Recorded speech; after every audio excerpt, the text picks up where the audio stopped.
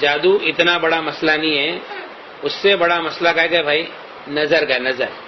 نبی کریم صلی اللہ علیہ وسلم نے فرمایا، حدیث پاک کا مفہوم ہے، اکثر من یموت فی امتی بعد قضاء اللہ وقدرہ بالعین، اللہ تعالیٰ نے قضا اور تقدیر میں جو چیز کا فیصلہ کر لیا ہے اس کے بعد میں میری امت میں سب سے زیادہ موت نظر بد سے ہوگی۔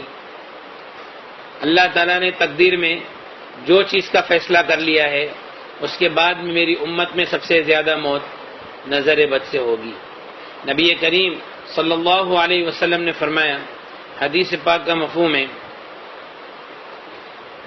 کہ نظر آدمی کو قبر تک اور اونٹ کو ہانڈی تک پہنچا دیتی ہے۔ نبی کریم صلی اللہ علیہ وسلم نے فرمایا، حدیث پاک کا مفہوم ہے، نظر آدمی کو پہاڑ سے دھکا دے دیتی ہے۔ اکثر بائک پہ جو گرتے ہیں نا سب لوگ، وہ یہی ہے، نظر آدمی کو پہاڑ سے دھکا دے دیتی ہے۔ نبی کریم صلی اللہ علیہ وسلم نے فرمایا، کوئی چیز تقدیر کے آگے نہیں جاتی، کوئی چیز تقدیر کے آگے نہیں جاتی، لیکن اگر کوئی ایک ایسی چیز ہوتی دنیا میں جو تقدیر کے آگے جاتی تو وہ نظر ہوتی۔ سمجھ میں؟ یعنی نظر کو، یعنی تقدیر کے آگے ایکسس ہوتا کسی کو تو کون ہوتا؟ نظر۔ نبی کریم صلی اللہ علیہ وسلم نے فرمایا، حدیث پاک کا مفہوم ہے، العین حق، نظر بد حق ہے، یحضرها الشیاطین وحسد بنی آدم، شیاطین اس کو حاضر کرتے ہیں اور بنی آدم کے حسد کی وجہ سے ہوتا ہے۔ نبی کریم صلی اللہ علیہ وسلم نے فرمایا، استعیذوا باللہ من العین فإن العین حق، نظر بد سے اللہ کی پناہ مانگو کیونکہ نظر بد حق ہے۔ نبی کریم صلی اللہ علیہ وسلم نے فرمایا، حدیثوں کے مفہوم سے یہ پتہ چلتا ہے، بعض نظر آدمی کو قتل کر دیتی ہے، بعض نظر آدمی کو قتل کر دیتی ہے۔ ایک مرتبہ نبی کریم صلی اللہ علیہ وسلم کے زمانے میں ایک صحابی تھے، سہل بن حنیف رضی اللہ تعالیٰ، کرتا اتار کر بیٹھے تھے، تو دوسرے ایک صحابی تھے عامر ابن ربیعہ رضی اللہ تعالیٰ، انہوں نے ان کو دیکھا اور یوں کہا کہ اتنا خوبصورت جسم تو میں نے کسی کنواری لڑکی کا بھی نہیں دیکھا۔ تو تھوڑی دیر میں ان کو بخار چڑھ گیا، تڑپنے لگے، صحابہ اٹھا کر نبی کریم صلی اللہ علیہ وسلم کے پاس لے کر گئے۔ اللہ کے رسول صلی اللہ علیہ وسلم نے پوچھا، مفہوم ہے حدیث کا، کہ تمہارا جسم دیکھ کر کسی نے کچھ کہا تھا؟ میں کہ ہاں۔ کہ کون ہے وہ؟ کہا کہ عامر ابن ربیعہ رضی اللہ عنہ۔ میں کہ ان کو بلا کے لاؤ۔ جب وہ آئے تو اللہ کے رسول صلی اللہ علیہ وسلم نے پہلا جملہ یہ فرمایا، علامہ یقتل احدکم اخاہ، تم میں سے کوئی کیوں اپنی نظر کے ذریعے سے اپنے بھائی کو قتل کرتا ہے؟ جب تم نے ان کو دیکھا تو تم نے ان کو برکت کی دعا کیوں نہیں دی؟ ماشاءاللہ کیوں نہیں کہا؟ بارک اللہ کیوں نہیں کہا کہ اللہ تعالیٰ آپ کو اور برکت دے؟ آج یہ سب سے بڑا مسئلہ جو ہے نا، ایک تو ہم نے ہمارے اندر سلام کو کمتی کر دیا، سلام ہمارے اندر کم دیا، السلام علیکم ورحمۃ اللہ وبرکاتہ، یہ کمتی ہو گیا۔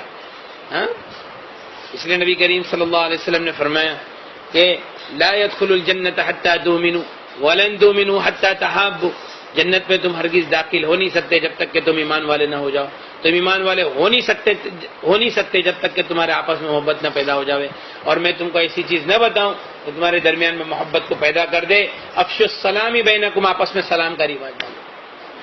اچھا، وہ صحابی جو تھے عامر ابن ربیعہ رضی اللہ تعالیٰ، بدری صحابی تھے، نبی کریم صلی اللہ علیہ وسلم کے صحبت یافتہ تھے، ان کے دل بہت صاف تھے۔ صحابہ کے بارے میں ہمارا عقیدہ اہل سنت والجماعت کا یہ ہے کہ الصحابۃ کلھم عدول، کہ صحابہ کے اندر تمام کے اندر عدالت تھی، اور ساری دنیا کے اولیاء کرام ایک ادنا صحابی کا درجہ نہیں لے سکتے، یہ ہمارا عقیدہ ہے۔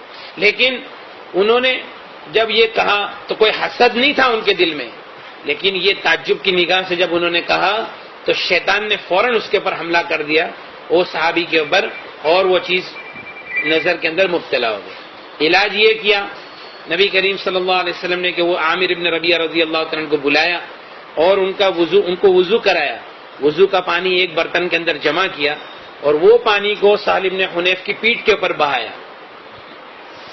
تو اس سے ان کی نظر ٹوٹ گئی۔ لیکن یہ علاج کب ہے؟ جبکہ نظر لگانے والے کا پتہ ہو۔ یہ علاج کب ہے؟ نظر لگانے والے کا پتہ ہو تب ہے۔ اگر پتہ نہیں ہے، بہت لوگوں کی نظریں لگی ہوئی ہے، تو اس کا پھر علاج یہ ہے کہ ایک آدھی بالٹی پانی لینا ہے، آدھی بالٹی پانی میں دونوں ہاتھ ڈبا کر باتھ روم کے باہر آدھی بالٹی پانی میں دونوں ہاتھ ڈبا کر درود شریف 7 مرتبہ، سورہ فاتحہ 7 مرتبہ، آیت الکرسی 7 مرتبہ اور چاروں کل 7 مرتبہ، اور پھر سے درود شریف 7 مرتبہ، یہ سب چیزوں کو 7 بار پڑھنا ہے، اور وہ پانی کے اوپر دم نہیں کرنا ہے اور اس پانی سے نہانا ہے۔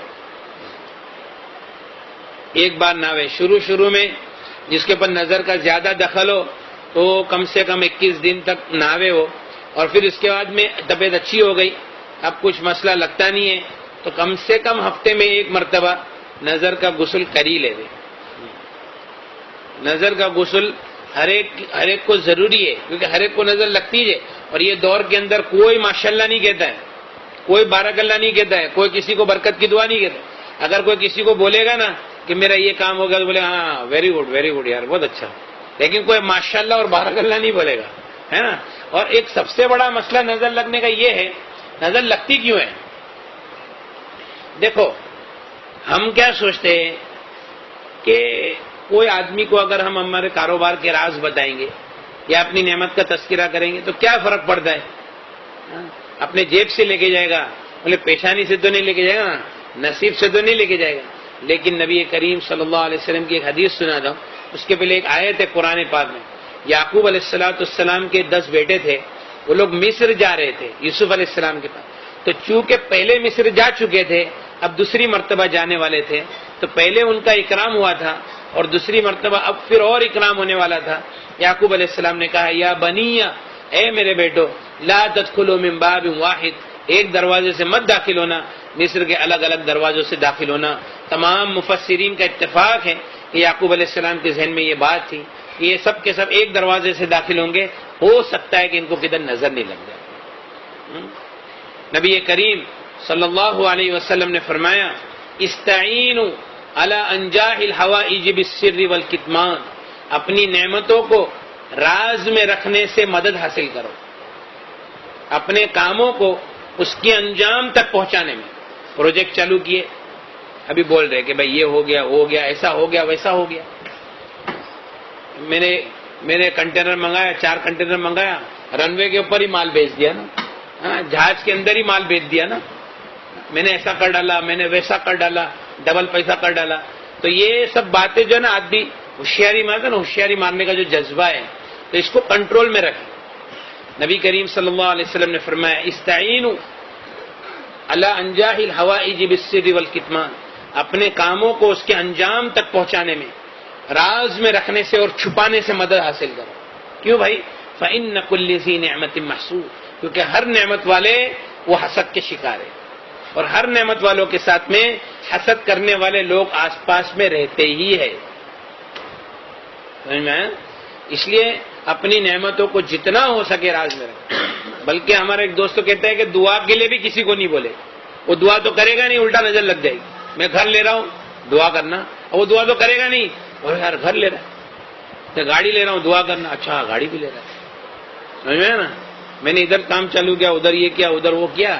اچھا عورتیں بھی آپس میں عورتیں ملے گی نا تو ہوشیاری کہ تمہارے کو معلوم ہے کیا ہوئی ویڈنگ اینیورسری کے اندر تمہارے بھائی نے سرپرائز دیا نا، 5 تولے کا ہار، تمہارے بھائی نے میرے کو سرپرائز دیے۔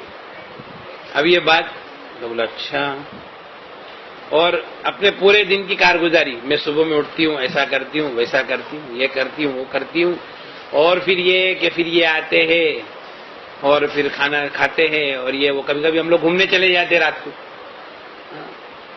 سمجھ میں آیا کہ نہیں؟ بھیونڈی تو ڈھابا تو چالو ہے، بھائی تو ہمیشہ بہت دھیان رکھتے ہیں۔ اب یہ سب باتیں سے اب جو دوسری جو عورت بات سن رہی ہے وہ کیا سوچتی ہے کہ ایسا، اچھا ایسا، تو یہ اچھا کوئی ماشاءاللہ بارک اللہ بولتا نہیں۔ اب اس میں کیا ہوا؟ نظر کے شکار ہو گئے، آستے آستے نظر لگ گئی، کام کاج کے اوپر نظر۔ سب سے زیادہ تکلیف پہنچانے والی چیز نظر ہے، سب سے زیادہ۔ اور جتنے عاملین ہیں سب کیا بولتے ہیں؟ کچھ نہیں ہے، خالی نظر ہے۔ کیا ہے؟ ارے بھائی وہی تو بریلی نظر ہے، خالی نہیں ہے، وہ بریلی نظر ہے۔ نظر جادو کو بھی دعوت دیتا ہے، جنات کو بھی دعوت دیتا ہے۔ نظر لگانے کے اندر اپن ذریعہ کون بنے؟ ہم خود ہی بنے کہ بھائی اپنی نعمتوں کو راز میں رکھو، زیادہ کسی کے سامنے تذکرہ نہیں کرو۔ اچھا، نظر کی علامتیں، اب میں نظر کی علامتیں آپ کو بتاؤں گا تو آپ سب کے سب بولے یار یہ سب علامتیں تو ہمارے اندر ہے، کوئی کم و بیش ایسا کوئی ہوئے گا کہ بھائی وہ کسی میں نہیں ہوئے گا۔ دیکھو، ایک عربی عامل نے لکھا ہے اپنی کتاب میں کہ جسم کے اندر کمزوری، کھانے کی رغبت نہیں ہونا، بدن میں حرارت محسوس ہونا، گیس، کثرت سے پیٹ میں گیس بننا، کثرت الغازات فی البطن، کثرت سے پیٹ میں گیس بننا، رونا بغیر وجہ کے، سینے میں گھٹن محسوس ہونا، ٹھیک ہے، سینے میں گھٹن محسوس ہونا، بگا سے بوت آنا، جمائی آنا، جمائی، یوننگ وتھ ٹیئرس، آنسوؤں کے ساتھ جمائی آنا، سستی رہنا، کام کی طاقت نہیں ہونا، کبھی کبھی چکر آ جائے گی، کبھی الٹی جیسا ہوگا، کندھوں پہ وزن، پالپیٹیشن، دل کا دھڑکنا اور بے چین ہونا، سر میں درد رہنا، سینے میں گھٹن اثر کے بعد سے لے کے آدھی رات تک، بدن میں درد کا گھومنا،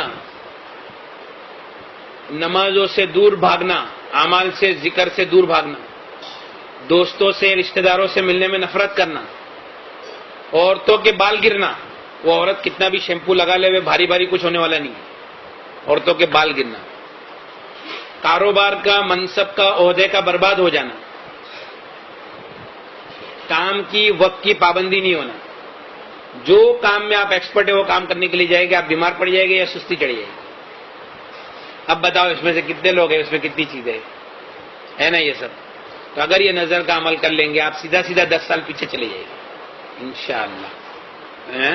اور کاروبار جو کھلے گا، اور ایسے نہیں ایک دو بات نہیں، ہزاروں واقعات ہیں کہ بھائی اللہ تعالیٰ نے جن کو صاحب حیثیت بنایا ان کے گھر میں جا کے ایک تقریر کر دیے تو بتا دیے، نظر کا عمل دے دیے، اب جب عمل کرنے لگے، ایک ہمارا بھائی ہے ماشاءاللہ، اس کا نام پوری دنیا میں، اللہ اور برکت دے اس کو اور دین کے کام کے لیے اللہ قبول کرے۔ ہم لوگ ایسی بس جا کے ایک تقریر کی، بولتا میں چائنا گیا، بینکاک گیا، تھائی لینڈ گیا، سب جگہ گیا، نظر کا عمل نہیں چھوڑا اور رقیہ سننا نہیں چھوڑا، لیکن میرا سٹاف بولتا ہے کہ بھائی تمہارے انڈر ڈیسیجن پاور واپس آ رہا ہے پہلے جیسا۔ اور دوسرا یہ کہ مولانا میرے کتنے کام کھل گئے میں آپ کو بتا نہیں سکتا۔ تو یہ اصل بنیاد ہے، اصل بنیاد جو ہے نا وہ نظر ہے، نظر اور اس کا طریقہ۔ ایک اور بڑا مسئلہ ہمارے ساتھ میں یہ ہے کہ ہم کو ہماری بھی نظر لگ جاتی ہے، سمجھ میں نا، میں نے یہ کیا، اب میں نے ایسا کر ڈالا ہوں، اب تو وانداد نہیں ہے، اب اپنا کوئی کچھ کر ہی نہیں سکتا ہے۔ تو جو میرا مسئلہ ہے نا عجب والا، وہ بھی ایک بہت بڑا مسئلہ ہے، آئینے میں دیکھے اور دعا ہی نہیں پڑے۔ ایک ہمارا بھائی ہے، اچھا ایک بات دھیان رکھو، بڑی بڑی بیماری جو دنیا کے اندر ہوتی ہے نا، صرف جادو جنات و نظر کی وجہ سے، ہارٹ کی تکلیف صرف نظر کی وجہ سے، اور ڈائبٹیز صرف نظر کی وجہ سے۔ ڈائبٹیز 5% ہے دنیا کے اندر، اور جو جتنے دوسرے ہیں نا وہ خالی نظر کے شکار۔ اس لیے جو لوگوں نے قرآن سے اپنا علاج کیا ہے وہ لوگ میرے کو بولتے ہیں کہ مولانا بھی ڈائبٹیز کی گولی کھانے کی ضرورت نہیں پڑتی۔ ہاں، پر دماغ میں کیا بیٹھا ہوا ہے کہ ڈائبٹیز کا علاج نہیں ہے، بولا علاج تو نہیں ہے لیکن کیا ہے کہ اب ضرورت بھی نہیں پڑتی، تو علاج ہو ہی گیا نا بھائی آٹومیٹک، برابر ہے کہ نہیں۔ اور ہارٹ، ہمارا ایک بھائی ہے تو 1-1.5 مہینے کے بعد میں اس کا آپریشن تھا ہارٹ کا، تو 90% 80% نسیں بلاک تھی۔ قرآن سنا 1 مہینے کے بعد جب علاج کے لیے گیا تو 30-40 پہ آ گیا بلاکیج۔ بولے بھائی تم تو جو دوا کر رہے وہی دوا کرو، تو تمہارا تو معاملہ ایسے ہی ختم ہو گیا۔ تو جو بلاکیج ہے وہ صرف اور صرف نظر کی وجہ سے۔ اور ہمارے اندر مسئلہ ہے کہ ہم آہستہ آہستہ نظر کا مجموعہ بن جاتے ہیں، اور پھر اس کے بعد میں کبھی اس کی طرف ہمارا ذہن جاتا ہی نہیں کہ ہم کو نظر لگی۔ اور بلکہ اپنے جتنے دعوت کے کام کرنے والے جو ساتھی ہیں ان کو تو اس کا خاص اہتمام کرنا چاہیے، کیونکہ بعض مرتبہ دعوت کے کام سے جو پیچھے ہٹ جاتے ہیں، اعمال میں نہیں لگنے کا جو ہوتا ہے وہ بھی نظر لگنے کی وجہ سے ہوتا ہے، سمجھ میں ہے نا۔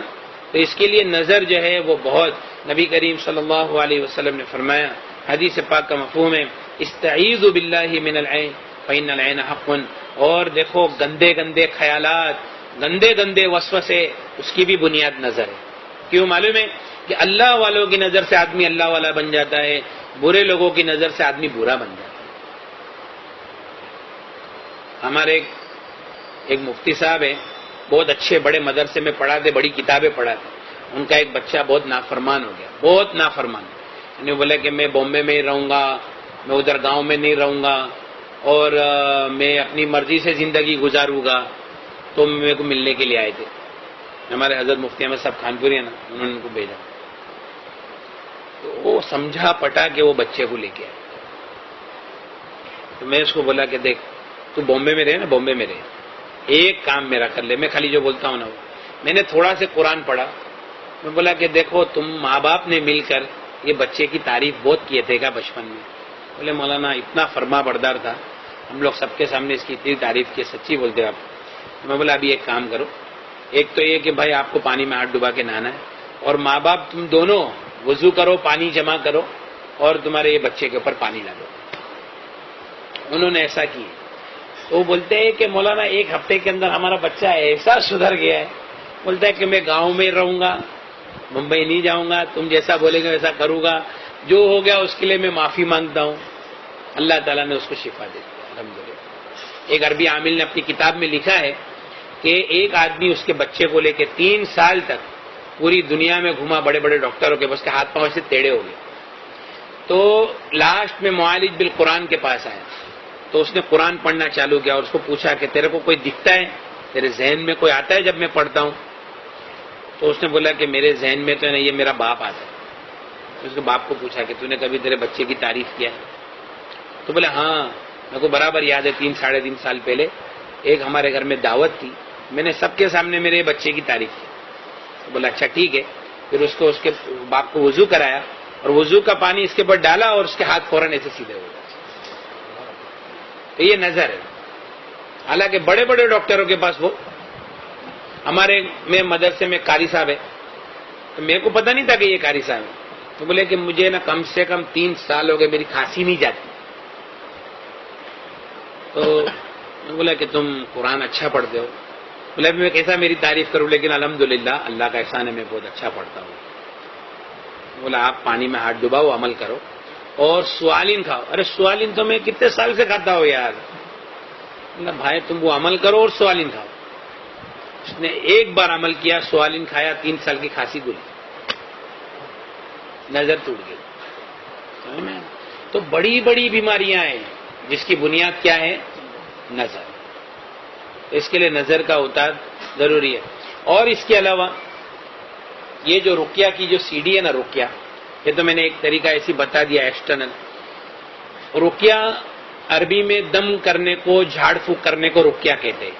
نبی کریم صلی اللہ علیہ وسلم نے فرمایا لا رقیۃ الا من عین او حمى، نظر بد والے کے اوپر اور بخار والے کے اوپر رقیہ کرو۔